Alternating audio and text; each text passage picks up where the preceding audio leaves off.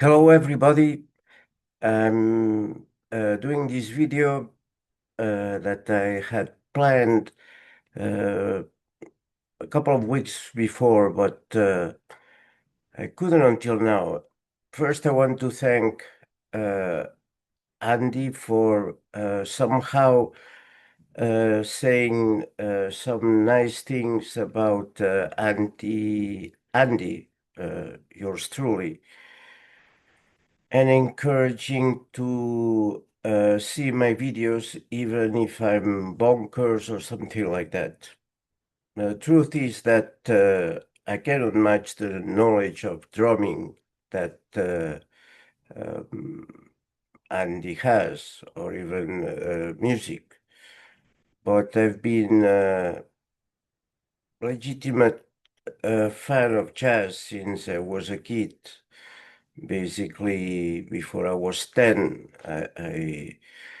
I witnesses people like Satchmo, Thelonious Monk, Dizzy Gillespie, you name it. And I am uh, uh, a working progress to be a blues guitarist. And also, when it comes to social sciences, here I think I have more credibility than Andy. I've taught in Europe, Latin America, Asia, uh, USA, um, and even the Middle East and Canada. Uh, my titles are in medical science, medical psychology, public mental health, although the field that others in my generation have contributed to create, it's called social inequalities in health. In the US, they call it health disparities,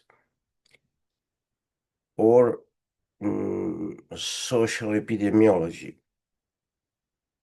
There are differences among these three denominations, and health equity and health equity policy, if you want. So when it comes to issues of social science, I think I have uh, sufficient credibility to pay attention to my critique of the off-the-cuff remarks by Andy in politics, geopolitics,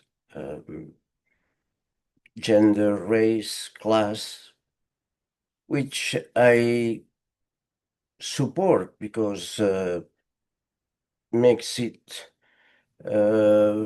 much more interesting to relate music to the other factors that contextualize music and shape it. If one only focuses on music, is unable to understand music, as Andy shows repeatedly. Who likes what is the reason? You need to get into economics, politics, and culture. So here is where we disagree and where I think I have at least the credibility to be heard, and the audience should decide by themselves who they think is closer to the truth, which is the scientific attitude. Speculation is great, but it has to be used to test its hypothesis and see how close it is to reality. So without further ado, I will finish to talk about Alan Holdsworth, who I don't understand and I don't enjoy. Both things could be related, but I also know persons who undeniably know a lot about music and like jazz rock, but are not moved by Alan Holdsworth. It's not that I don't like it or I cannot see that there is a genius at work there in many aspects, but emotionally I feel indifferent. My favorite jazz guitar players actually uh, have played or admire uh, Alan Holdsworth. For example, Frank Gambale, John McLaughlin, the prodigy from Italy, Mancuso, Mike Stern, even who played with Alan Holdsworth, and John Scofield, all of them with bases in blues. For example, it's wonderful to see a jam with Jeff Berlin, Vinny Colaiuta, and Frank Gambale, where he has great blues lines. And the unique and extraordinary musician Robin Ford, who praised Holdsworth as the guitar Coltrane. I particularly love Coltrane, but don't feel moved by Holdsworth velocity, legato, and what I see, lack of dynamics. Others that I would enjoy more and that um, um, have not praised Alan Holdsworth are Vernon Reid, rock free jazz mix,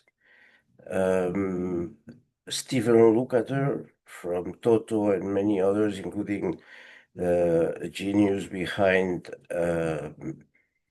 some of the best hits by Michael Jackson, said that he found Holdsworth hard to listen due to its extraordinary density. I would agree with that. Another uh,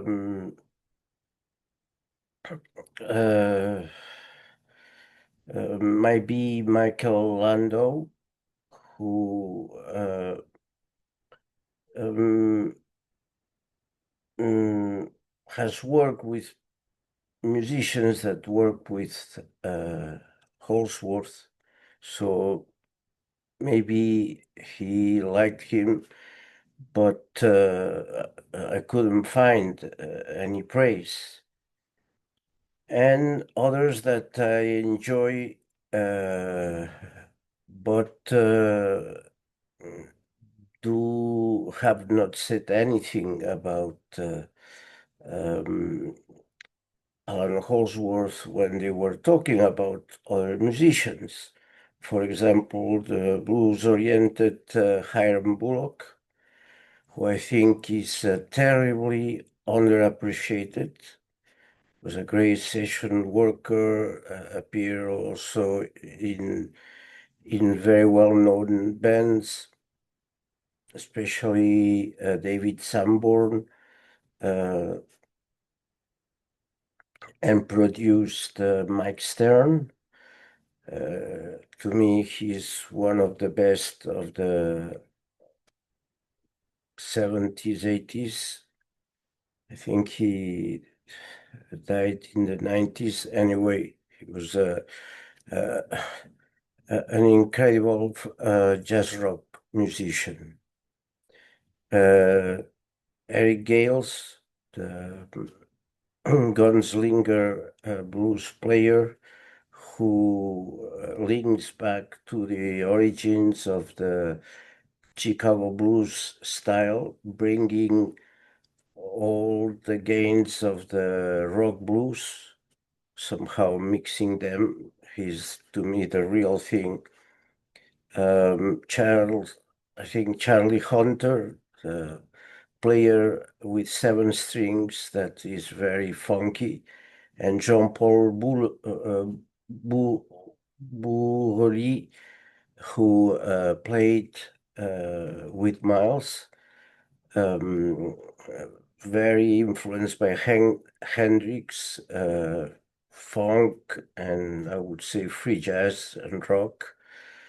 Uh, I'd never heard praising Alan Holdsworth, and also the Weber who played after, who played in the 80s with Miles, I think briefly in a few tours, but to me was very original, especially his tour in Germany and then in Latin America. When he was playing blues, uh, con, and then when he was playing some of the most fusion tracks, it seemed like two different guitar players. He was very versatile, and I think he did a great job. So he never commented on Holdsworth to my knowledge. So we have, at least we don't have a unanimity of praise for Alan Holdsworth. To be honest, my favorite players actually admired Alan Holdsworth. Um, and I would like to know exactly why, because I see them having many features that I love, that I find missing in Alan Holdsworth. So the greatest surprise is that even Miles Davis apparently was interested in hiring him for his band in the 90s. I'm sure he would not have lasted very long because although Miles liked long guitar solos, in particular Mike Stern's, even with Mike Stern, he brought John Scofield. So Mike Stern was kind of forced to play shorter solos, and he could see somebody like Scofield that never, say, overplays. That would have been a serious problem with Alan Holdsworth, I'm completely sure, even with all his innovation and originality. Uh, the problem with On Holdsworth is that unfortunately he was too jazzy for rock audiences and too rock for jazz audiences, and that made his appeal very difficult. So purists tended to reject him, and his unique technique also some or many critics found melodic lacking in his stretching physical patterns with new chords and scales. And he himself struggled with the guitar as instrument. And truth is, many times he sounded more like a horn or a synthesizer than a guitarist. So that's to set the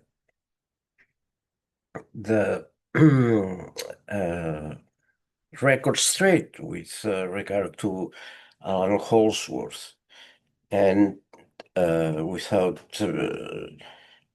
being very as respectful as possible.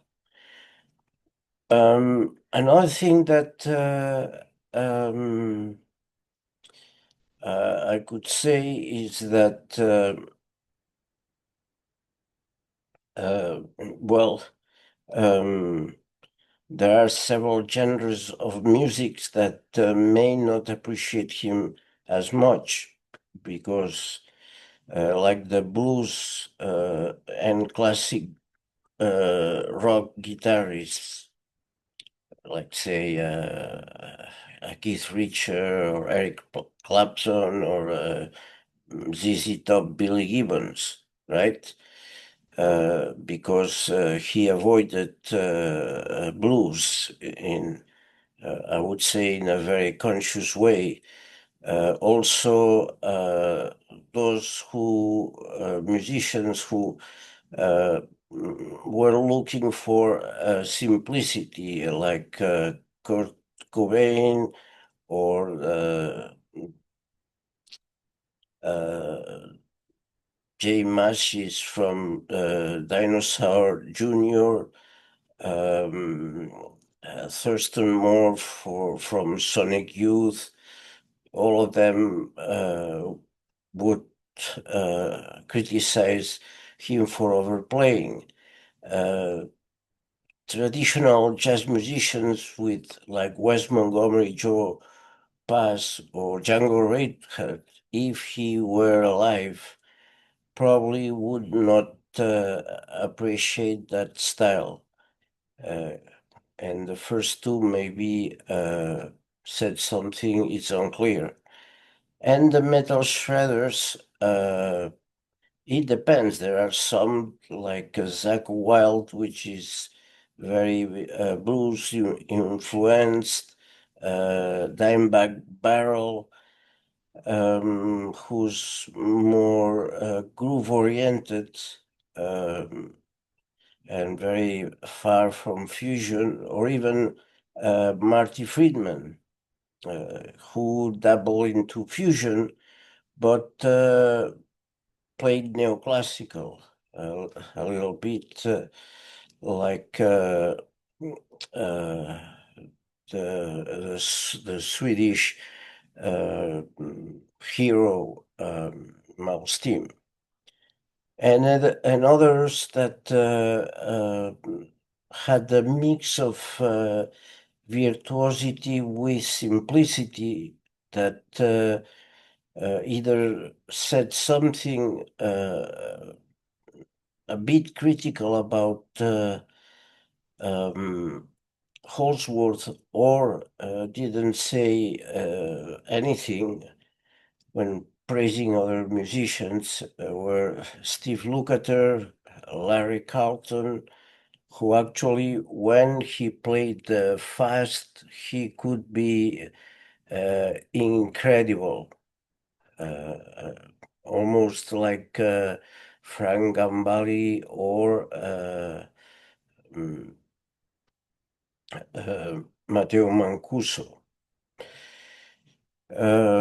And imagine funky players like Nile Rodgers. They definitely would be very far away from that style. Even ambient type proggy musicians such as Brian Eno mm, were not into virtuosic solos.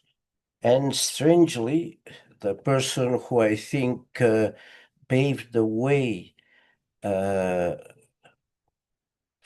to Alan Holdsworth and is, in my view, even more original in some aspects like sound, recording, uh,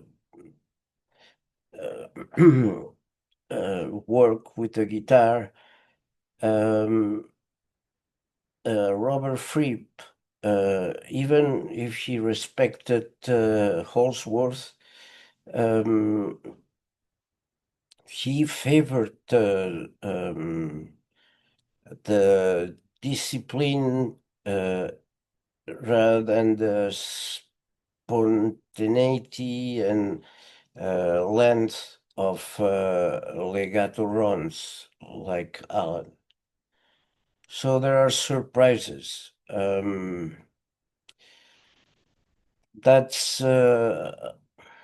basically everything that one could say. Oh, and I forgot Pat Metheny, universally um, almost classified as one of the top guitar players of the last quarter of the 20th century and the first of the 21st. While respectful, he mentioned that some guitarists get too caught up in technical displays over musicality. A comment that many interpreted directed towards Alan Holdsworth. Frank Zappa ignored him, although he admired technical players like Steve Vai. His music as a guitar player was a little bit ironic or mixed with humor, and while Alan's Holdsworth gave the impression of taking it himself extremely seriously. And finally, as I mentioned before, the aesthetic of Mal's team, the neoclassical shredding, might not have appreciated the apparent coldness of the jazz fusion of Holdsworth, given the obvious passion that he poured in his neoclassical style. These, of course, are have speculations with some evidence. And of course, blues purists or alternative punks that reject virtuosity, or musics that critique excessive technique.